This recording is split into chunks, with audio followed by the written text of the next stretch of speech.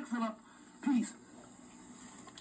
But I want you to get the, see, there's a Gnostic scripture, but I want you to get the ones that was dug up in 1945. Let me explain something to you right quick. Let me just read this and let me explain something to you. Remind me, as soon as I read this, to explain something to you on what's really going on here. Y'all all right? Yes. And it was fed now. Okay, so the lunar essence was called gold of the gods. Remember I said in alchemy that gold and all that type of stuff that they talk about, that's, anytime you hear the word gold, let's talk about melanin. As a matter of fact, when the melanin that they're talking about, outside of the physical body, it comes to a fine gold when all the elements is in it. Inside of the body, the melanin is the blackness and the gold is separated throughout the whole glands. But it's with mercury, it's all these different metals, and when it comes together, it's a gold. You see what I'm saying? So it says it was called gold in the gods and was fed only by the kings and queens of the dragon succession. The word dragon, see, first of all, he's going to do this Hebrew shit, but see, I already know the word dragon comes from the word drakon. And the word drakon is the word, is the beginning of something called you get your Typhonian, which is pre-monumental Egyptians.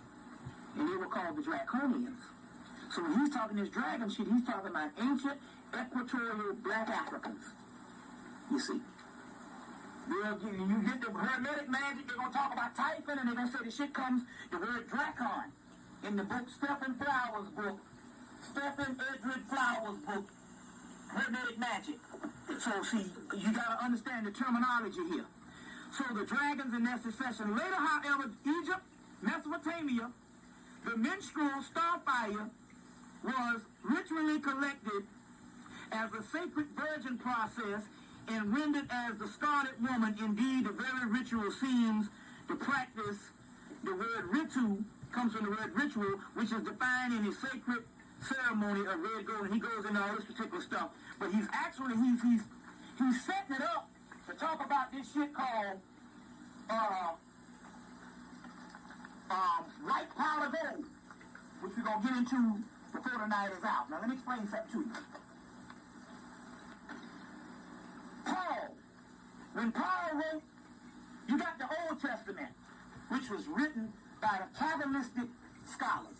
So the people that were the scholars, they took the esoteric thing, and then they wrote lesser mythology, explaining terminology, the Codex Inscriptus, where it explains the mundane existence, it explains the metaphysical existence. But basically, that's your Kabbalah. They wrote the Old Testament, so your esoteric, as you know I've said before, is your Kabbalah. Your esoteric is the Old Testament, the Torah, which is just, basically, it's the laws, the rule of people, but it really ain't the real deal shit. It's the Kabbalah is the real shit behind that. So the Kabbalistic people, which come out of Egypt at the Temple of Komodo, wrote the Kabbalah, and then the Kabbalistic wrote the Torah. So, your Old Testament is the Torah. Your New Testament has an esoteric thing where Paul took the Gnostic scriptures and drafted the New Testament from the Gnostic scriptures. So if you want to get the original essence of what that shit was drafted from, all this come out of Egypt now. The Gnostics come from a group of people called the Scythians. So the Hebrews had a book, so they put the Old Testament together. Then, you know, it took 700 years and all these conferences to damn carve the Bible up. But anyway, the New Testament that Paul wrote, he took the Gnostic scriptures, drafted it into a mundane stuff, but the stuff is still up in the Bible. He drafted it into a mundane document for the Romans. Okay? The original stuff is the Gnostic scriptures where it came from. Then the Romans killed off the damn Gnostics because they knew the Gnostics had the real shit, so they killed them all off. A lot of them off. They later on survived as the Moors, the Catholics, the Mani and Manichaeism, and it's scattered across the world. But mainly the ones in that area, the original doctrines of some of the ones in that area that they stole it from, they killed them off. Because you know how you get somebody shit, steal that shit.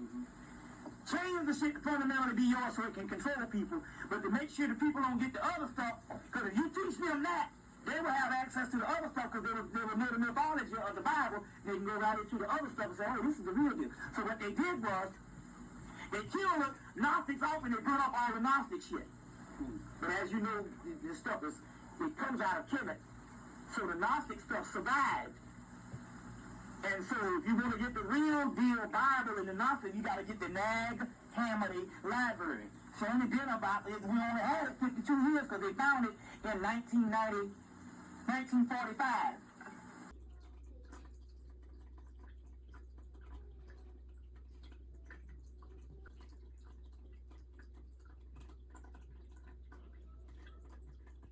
After World War II, the Nag Hammett library, edited by James Robinson.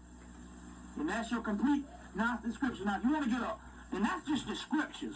Now, if you want to get a breakdown of it, you got to get Bentley Leighton's Gnostic scriptures. Now, the key is, there was a historical person that was teaching all this shit. But he was not teaching it in Palestine, he was teaching it in Egypt. In the 26th dynasty, a guy by the name of Ankh Nakhonsu. And that's the guy that they attribute all his teachings to. So they even plagiarized another man's teachings. He was the incarnation of Horus, and he was teaching, and he was overthrown by a priesthood of Amen. Because he was teaching the old Typhonian religion of Ethiopia and trying to revive that. Before him, it was Akhenaten. And Akhenaten would have been successful, but Akhenaten was an asshole because if you try to revive something, you don't tear down the other priesthood, then the people resent you. So he got rid of all the priesthood, and then he had to get the hell on out of there. With his high priest Musa, which later on Moses, that whole thing.